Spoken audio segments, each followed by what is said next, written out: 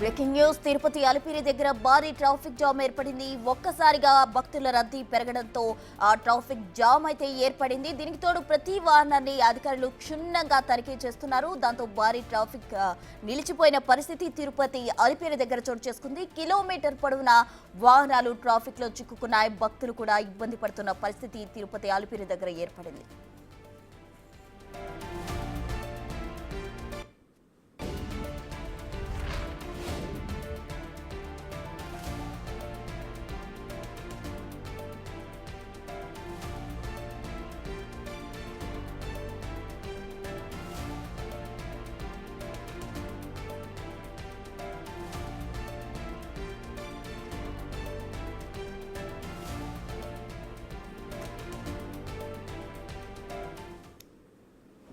తిరుపతి అలిపిరి మార్గం దగ్గర భారీగా ట్రాఫిక్ జామ్ ఏర్పడింది. అధికారులు ప్రతి వెహికల్ ను క్షుణ్ణంగా తనిఖీ చేస్తున్న నేపథ్యంలో ఈ ట్రాఫిక్ ఏర్పడింది. దీనికి సంబంధించి పూర్తి డీటెయిల్స్ అందించేందుకు మా ప్రతినిధి దామోదర్ అయితే సిద్ధంగా ఉన్నారు. దామోదర్, ఎంత మేర ట్రాఫిక్ జామ్ నిలిచిపోయింది?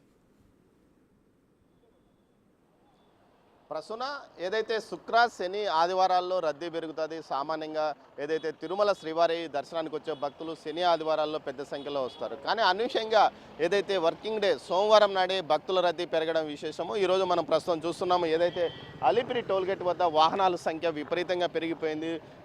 ఏకంగా అటు అలిపిరి టోల్గేట్ సప్తగిరి తనిఖీ కేంద్రం వద్ద నుంచి ఇటు శ్రీవారి పాదాల వద్ద వరకు వాహనాలు ఉన్న పరిస్థితి. మొత్తం మీద చూస్తే 1 కిలోమీటర్ మేర వాహనాలు నిలిచిపోయిన పరిస్థితి. గతంలో ఏదైతే ఎక్కువగా శని ఆదివారాల్లోనే ఈ పరిస్థితి ఉండేది. అప్పట్లో ట్రాఫిక్ కొంత ఇబ్బందికరంగా మారేది. అయితే తాజాగా జరుగుతున్న ఈరోజు ఎందుకు ఇంత అనూహ్యంగా భక్తుల రద్దీ పెరిగింది అన్న విషయము ఇటు టీటీడీ అధికారులు కూడా అర్థం చేసుకోలేని పరిస్థితి ఏర్పడిందని చెప్పవచ్చు. ముఖ్యంగా ఏదైతే మాఘ పౌర్ణమి ఎల్లుండి ఉన్నందువల్ల మాఘ పౌర్ణమికి వచ్చే భక్తులు వస్తున్నారా, లేకపోతే మరోవైపు ఏదైతే వర్కింగ్ వీకెండ్ రోజు దర్శనం ఇబ్బంది అవుతుందని వర్కింగ్ డేస్ రోజు వచ్చి స్వామివారి దర్శనం చేసుకుంటున్నారా అన్న విషయం కూడా అర్థం కాని పరిస్థితి అని టీటీడీ అధికారులు చెప్తున్నారు. మరోవైపు ఏదైతే గత కొంతకాలంగా ఈ మధ్య కాలంలో తరచూ ఏదైతే తిరుమలకి వెళ్ళే వాహనాల్లో ఇటు అన్ని మద్య మాంసాలతో కొన్నిసార్లు దొరకడం జరిగింది. దీంతోపాటు ఇటు స్టిక్కర్స్, అన్యమతాలకు సంబంధించిన స్టిక్కర్స్, రాజకీయ పార్టీలకు సంబంధించిన చిహ్నాలు ఉండడము, ఈ పరిస్థితుల్లో అధికారులు చాలా సీరియస్గా ప్రతి వాహనాన్ని క్షుణ్ణంగా తనిఖీ చేసి పంపాలని ఆదేశాలు జారీ చేసిన నేపథ్యంతో ఇటు తనిఖీలు కూడా ఆలస్యంగా జరుగుతున్నట్లు తెలుస్తుంది. ఏదైతే సిబ్బంది పూర్తి స్థాయిలో ఏదైతే ప్రతి టోల్గేట్ వద్ద ఉన్న కౌంటర్స్ వద్ద పెద్ద ఎత్తున సిబ్బందిని ఏర్పాటు చేసినప్పటికీ ప్రతి వాహనాన్ని క్షుణ్ణంగా తనిఖీ చేస్తుండడంతో ప్రతి వాహనాన్ని పూర్తిగా తనిఖీ చేసి ఏదైతే టోల్గేట్ దాటించడానికి కనీసం 5 నుంచి 10 నిమిషాల సమయం పడుతున్న పరిస్థితి ఏర్పడిందని కూడా అధికారులు అంటున్నారు. మొత్తం మీద అయితే ఇక నుంచి పూర్తి స్థాయిలో ఇదే విధంగా తనిఖీలు ఉంటాయని కూడా చెప్తున్న పరిస్థితి. మరోవైపు ఈరోజు భక్తులు పెద్ద సంఖ్యలో ఎందుకు వస్తున్నారంటూ కూడా అర్థం కాని పరిస్థితి అయినప్పటికీ వీకెండ్స్లో కంటే ఏదైతే వర్కింగ్ డేస్లోనే ఫ్రీగా స్వామివారి దర్శనం అవుతుందన్న కారణంతోనే పెద్ద సంఖ్యలో స్వామివారి దర్శనానికి భక్తులు వస్తున్నట్టు తెలుస్తుంది. దీంతోపాటు నిరంతరము ఏదైతే 70,000 నుంచి 80,000 మంది స్వామివారి దర్శనానికి రావడం రివాజు. అదేవిధంగా ఈరోజు మరింతగా పెరుగుతున్నారని కూడా అంటున్నారు.